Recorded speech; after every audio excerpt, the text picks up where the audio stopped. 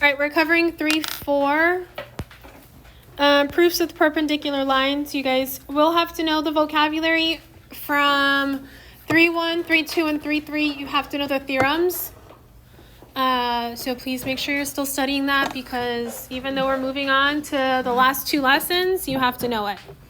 So there are three theorems in 3-4 that you have to know. All right, distance from a point. Because it says the word distance, what do you think you have to remember? Distance formula. If you forgot the distance formula, I highly suggest you guys go back and review it. So I will write it on here for you to remember it, but you have to remember it for the test and quiz. All right, the distance from a point to a line is the length of the perpendicular segment of the point to the line. What does perpendicular mean? Perpendicular is the point that makes a 90-degree angle. So looking at this, when I'm finding distance from a point to a line, I am taking the perpendicular segment, okay, the segment that makes that 90-degree angle. So super important that you know it has to be that perpendicular segment. Also, since it's your perpendicular segment, it will be the shortest distance between the points. So you're always taking the shortest distance. All right, so looking at this, it says find the distance from point A to line BD. All right, looking at it, I need to find the distance between 2 points. So I need my distance formula. Does anybody remember the distance formula?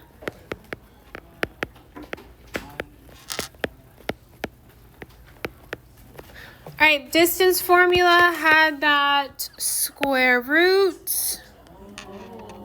I have my x1 minus my x2 squared plus my y1 minus my y2 squared. You have to memorize this. So I'm taking the distance from point A to point BD. Again, I need to take the shortest distance. So what am I taking? The line that has what?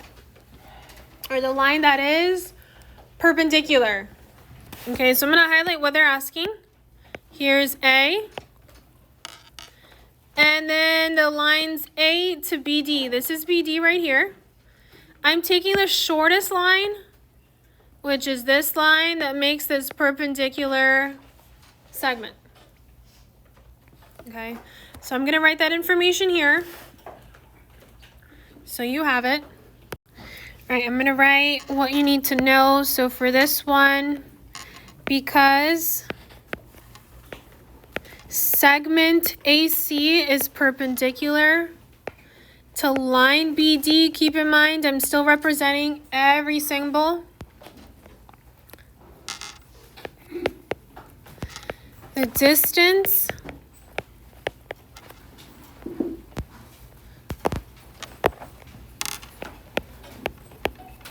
from point A to line BD is AC. So I'm looking at AC, I'm looking at those 2 points. So I'm going to find the coordinates of A and C because that's the segment that I'm taking. So looking at it, I highlighted A. A is going to be -3, 3. And C is going to be 1, -1. So now all I have to do is plug it into my distance formula. Please go ahead and do that on your own because we should know how to solve for distance. All right, again, please make sure your radical is simplified. So for this, I'm just setting up my foundation.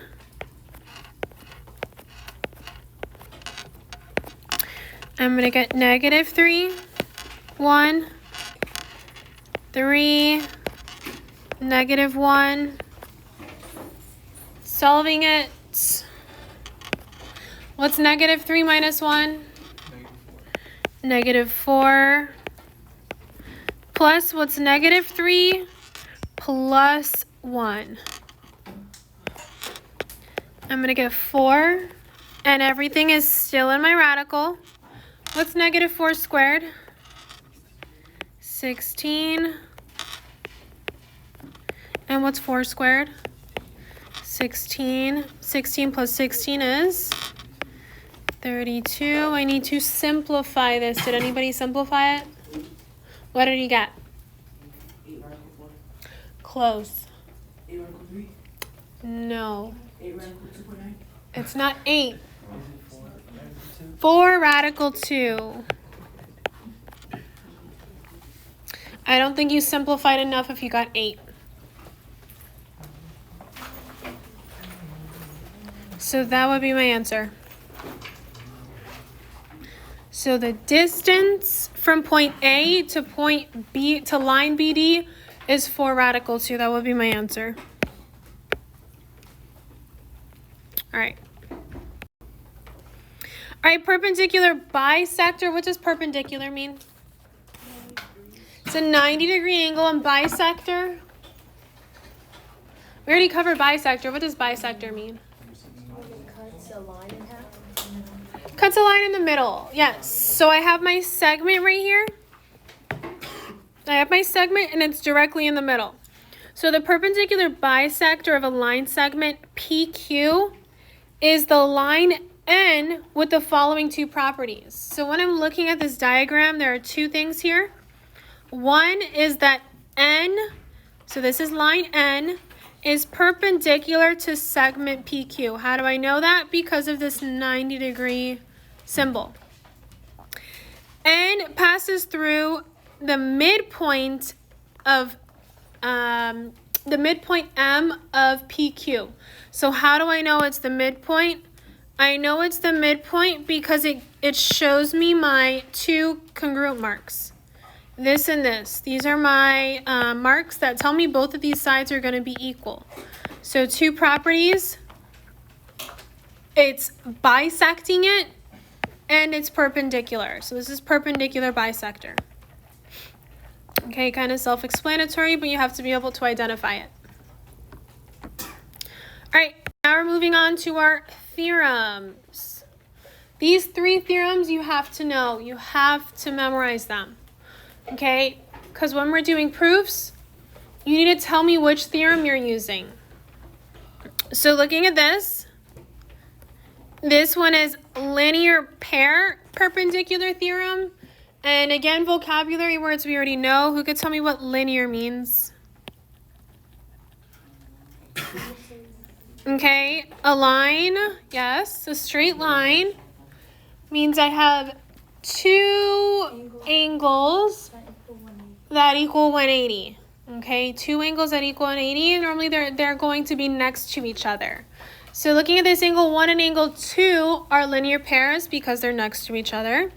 And perpendicular means it cuts it, it makes a 90-degree angle. So looking at this image, if 2 lines intersect to form a linear pair of congruent angles, then the lines are perpendicular. So what do these 2 angles have to equal? Okay, this entire thing has to equal 180, but now they're saying that they're linear pairs and they're congruent. So what would the 2 angles have to measure? The only option is 90 degrees. Okay, they're congruent. They have to be 90 degrees. So if they're congruent, if angle 1 is congruent to angle 2, then it's perpendicular. If, let's say, angle 1 was 100 degrees and this was 80 degrees, are they congruent? Will these 2 angles be congruent? No, they're not equal, so they're not perpendicular. Okay, so the only way that linear pairs are perpendicular is when they both equal 90 degrees. That's the only option. They can only equal 90 degrees.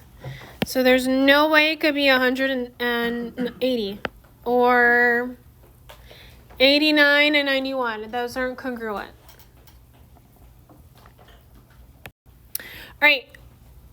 Perpendicular transversal theorem, and then there's line perpendicular to a transversal theorem. 2 theorems that are very, very similar, but you have to know the difference between them. So looking at this one, it says, in a plane, if a transversal is perpendicular to one of the two parallel lines, then it is perpendicular to the other line. So what that means is, I'm going to highlight it, if a transversal is perpendicular to one, it's perpendicular to one of the parallel lines. Okay, please highlight these because when you go home and you are just reading it, you're not going to know what's important. It's telling me that, yes, I have my transversal. One of them is perpendicular, so only one is perpendicular. H is perpendicular to J. But then they're telling me both of these are parallel. I should then know that this one, K, is also perpendicular to J. So if H and K are parallel, okay, they are telling me they're both parallel. If they're parallel and they're already telling me that J is perpendicular to H, then J should also be perpendicular to K. Does that make sense to everybody? I know it's a lot, but you have to be able to follow the vocabulary. So looking at the difference, lines perpendicular to transversal theorem. If two lines are perpendicular, now they're telling me two lines are perpendicular. Before we said two lines were parallel. My two lines are perpendicular to the same line. They will be parallel to each other. So now I'm talking about my perpendicular symbol. If these are both perpendicular to the same line, okay, M and N are perpendicular to P, then I should know M is parallel to N. Okay, you have to understand these. Yes, they are very, very similar. But the previous one stated that they're parallel. This one we're stating they're both perpendicular. Okay, got the difference? Two of them are parallel, two of them are perpendicular. All right, we're going to do the example, and then that's the last slide. A lot of you guys on the quiz, as an answer on why, how do you know, you just put they're parallel. For these, you have to state the theorem. Okay, so if you're not stating it correctly, you will be wrong. It says determine or use the photo of the layout of the neighborhood. Determine which lines, if any, must be parallel in the diagram. Explain your reasoning. You guys have it on your iPads? I'm just going to zoom in so you could see it better on this side. So looking at it, I have S, which is right here. I have T, okay, the letters are at the top. And I have U. This is Q, and this is P. Here are my 90-degree angles. Can someone tell me which lines are parallel? Gage? P and Q are parallel. And what else is parallel? Is there another one or no? Kaden? S and T, and how do I know they're parallel? They're not telling me it's parallel. I can't just assume they're parallel. How do I know they're parallel? Yeah. Is it because the third one is there that it makes them all parallel to each other? No, not because there's a third one. Yeah. Perpendicular to transversal. Good. You have to use the one that states they're both perpendicular. And that one's line perpendicular to a transversal theorem. So you have to be able to state that. Looking at P, looking at Q, they're both perpendicular to S. Looking at S, looking at T, they're both perpendicular to Q. So I'm stating that because they're perpendicular, then I know they're going to be parallel. So there is a theorem for that, and I'm going to name the theorem. So writing it out, again, you have to give me those details. You can't just say P and Q because they're parallel. You need to tell me why they're parallel. How do you know they're parallel? Because there's the 90-degree angle, and because I know lines perpendicular because I know the theorem, okay? The line's perpendicular to a transversal. So looking at it, lines P and Q are both perpendicular to S. What theorem am I using? Lines perpendicular to a transversal theorem. I'm going to shorten theorem. And with that theorem, then that proves P is parallel to Q. Okay, so I'm explaining it and I'm giving them the answer of what's parallel. So there's also another one that we said was parallel. So lines S and T are both perpendicular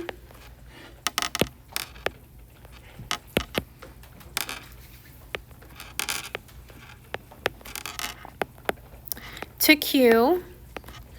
And how do I know that? Again, I'm using the lines perpendicular to a transversal theorem. And that then is telling me that S is parallel to T. Do we understand how to explain? Okay, I'm using the theorem. I'm stating how I know it, and I'm stating what theorem I used, and I'm giving my answer.